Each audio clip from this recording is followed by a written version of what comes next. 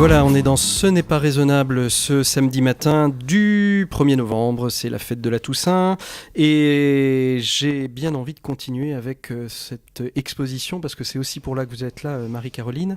C'est pour nous parler de Martial Chérier, de cette exposition du corps rêvé au corps de rêve.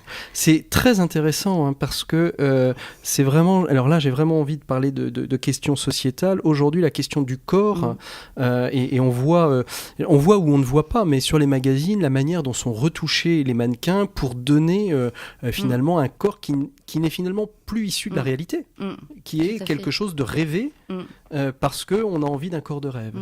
Et c'est quelque chose d'inatteignable puisque de toute manière, on est récupéré par des artifices.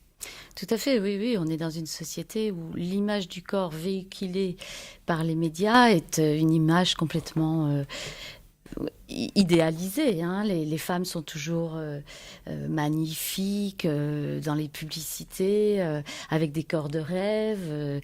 On les voit encore là en ce moment. Il y a des sous-vêtements, des publicités de sous-vêtements. Je ne sais pas comment font les hommes et qui passent devant là dans les abribus. Et voilà, on est dans cette société-là où il faut être jeune, il faut être beau, il faut avoir des corps musclés. Et c'est peut-être ce qui explique le succès des salles de fitness, les succès des salles de musculation, qui parfois, ces salles de fitness sont des usines fabriquées à modeler des corps. J'ai essayé d'y aller moi-même parce que j'avais envie de faire mon petit sport quotidien, mais j'y suis restée 15 minutes et puis j'ai reculé parce que c'était et puis c'est aussi le succès des cabinets médicaux qui utilisent le botox, la chirurgie esthétique. Il faut qu'on soit au top, il faut que notre corps...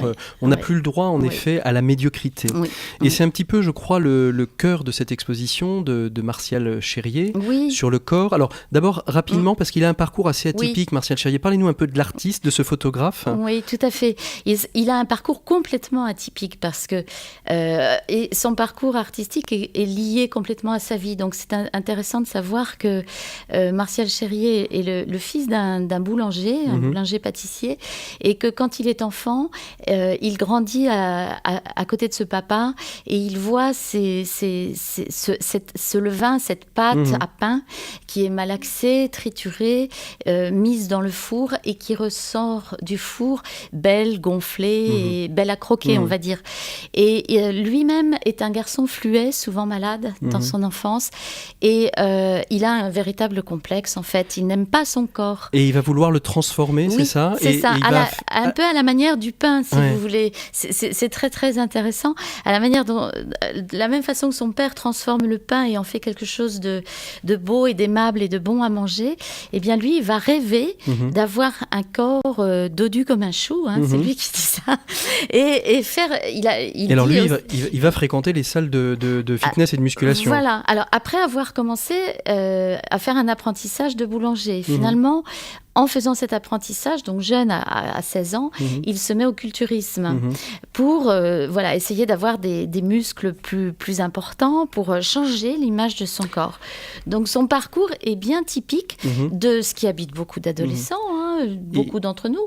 Et donc on est mal à l'aise dans son corps et on veut changer. Et alors il va changer, il en prend les moyens, il fait du culturisme, ça devient presque une drogue, à tel point qu'il va presque en souffrir et il va sortir de cette période de culturisme par le biais de la photographie qui quelque part va l'aider à sortir de cette période, et la photographie va photographier son corps pour montrer un petit peu tout ce que le temps, ce que le corps peut être, et c'est un petit peu le cœur de cette exposition. C'est cela. Il va se mettre à la photographie en fait, mais quand même après avoir fait un véritable parcours de professionnel du culturisme. C'est pas un hasard. Oui, c'est pas simplement... Il va à fond quand même dans cette direction du bodybuilding, du culturisme, puisque à moins de 30 ans, il est successivement champion de culturisme donc à Los Angeles en 94 et en 97, il est champion de France. Mais là, il se rend compte que être champion de bodybuilding, c'est une ascèse terrible. C'est un entraînement du corps presque forcené. Là, on parle du niveau compétition, hein, bien sûr. Alors, si on parle de l'exposition, parce que le temps, malheureusement, va nous manquer, mais c'est bien parce que c'est du teasing, ça va forcer les gens à aller le voir, aller voir cette exposition. Oui. Ce sont des photos. Alors, est-ce que, là j'ai sur le livre, là, on peut voir des photos de ce type-là, donc deux mains. Alors ça, c'est une comparaison. En fait, c'est sur la gauche, vous voyez le bras de Martial Cherrier, et sur la droite, donc c'est celui de son père. Et je crois que cette double photo pose une des questions, c'est le combat contre le temps. Hein, ça fait partie d'une série qui s'appelle Hérédité, dont fait partie voilà, aussi... on va remontrer celle-ci qui est très intéressante. Il y a son fils, lui-même et son père. Hein. En haut, donc, ce sont 4 planches de son jeune fils, qui doit avoir à peu près 17 ans, 18 ans. Au milieu, donc, c'est son propre corps. Et tout en bas, c'est le corps de Michel Mercier. Et on voit comment le culturisme a déformé aussi le corps. Hein. Enfin, c'est des muscles existants, mais il y a quand même quelque chose de l'ordre... C'est un type de beauté particulier. Hein. Au bout d'un moment, effectivement, le culturiste arrive à cette taille extrêmement fine. Et là, il est dans une position de tension, oui, c'est ça, comme les culturistes qu'on voit à la télévision. Oui. Voilà, il gonfle volontairement ses muscles. Et on arrive, voilà, des corps, on va dire gonflés, en fait. Hein. Alors là, une autre photo. Alors, je rappelle aux auditeurs qu'ils peuvent tout trouver sur Dailymotion, ou sur le site sun.fr, où là, ils trouveront les vidéos pour voir justement, et puis après aller voir surtout au Passage Sainte-Croix cette expo. Qu'est-ce qu'on voit ici? Alors ça, il faut dire un mot sur la photo de droite, hein, qui est dans l'exposition, que l'on a mise, on l'a accrochée dans le patio, qui est donc ce lieu qui est complètement enduit avec un enduit crème, et la photo doit mesurer à peu près 2 mètres. Hein. C'est une très grande photo. Très grande toile. Et là, c'est la dernière photo en fait de l'exposition. C'est la disparition du corps. Hein. Et l'histoire de cette photo, c'est une photo qui avait été stockée par Martial dans une cave et qui a pris l'humidité. Voilà. Et en fait, elle est en train de disparaître. Et elle ressemble un peu à une fresque. Voilà. Je vous précipite parce qu'on arrive bientôt au temps de l'information sur Sun. Je ne voudrais pas la couper pour nos auditeurs.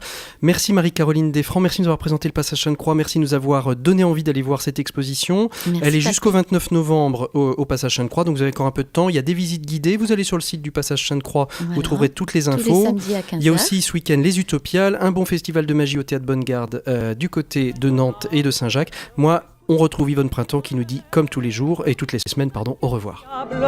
Des nuits de tout intérêt.